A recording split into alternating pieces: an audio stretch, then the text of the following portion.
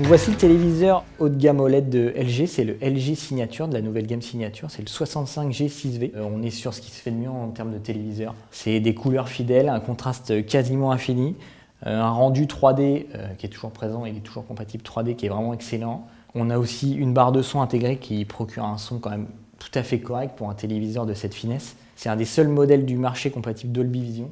Donc en termes de fidélité des couleurs, c'est parfait puisqu'on a un delta E moyen mesuré par notre laboratoire à 1,6. On a une courbe de gamma qui est parfaitement stable qui se place à 2,2 sur du contenu standard et 2,4 si on règle pour du contenu Ultra HD. L'OLED a la particularité d'avoir un temps de réponse instantané, il n'y a pas de rémanence. Le seul petit défaut de ce téléviseur, c'est l'input lag qui est à 33 millisecondes, c'est un peu large, c'est un peu élevé pour les joueurs de compétition, mais pour tout le reste, ça reste tout à fait correct.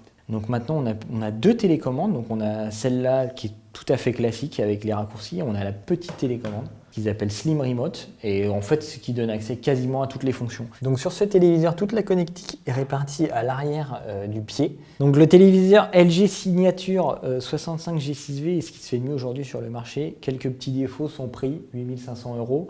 C'est un peu cher pour ce que c'est, en même temps c'est le haut de gamme, c'est ce qui se fait de mieux. On a trouvé quelques petits défauts, on a été chercher quand même. On a les télécommandes qui ne sont pas rétroéclairées, c'est ce qui se fait pourtant sur les téléviseurs haut de gamme concurrents. On a un pied qui est un peu large, donc ça ne va pas faciliter. L'écran est ultra fin mais le pied est un peu large. Après le rendu audio aussi par défaut un peu agressif dans les aigus, donc il faut aller chercher, il faut aller régler dans l'égaliseur. Il faut diminuer un peu les aigus. Donc ça reste clairement le meilleur téléviseur du marché. On ne fait pas mieux en termes de qualité d'image, de réactivité. Il n'y a pas mieux aujourd'hui. Ce qu'on regrette un peu, c'est qu'il soit disponible qu'en 65 et 77 pouces. Donc c'est très grand, c'est cher, mais on ne désespère pas. D'ici l'année prochaine ou dans 2 ans, on aura peut-être un 55 pouces abordable.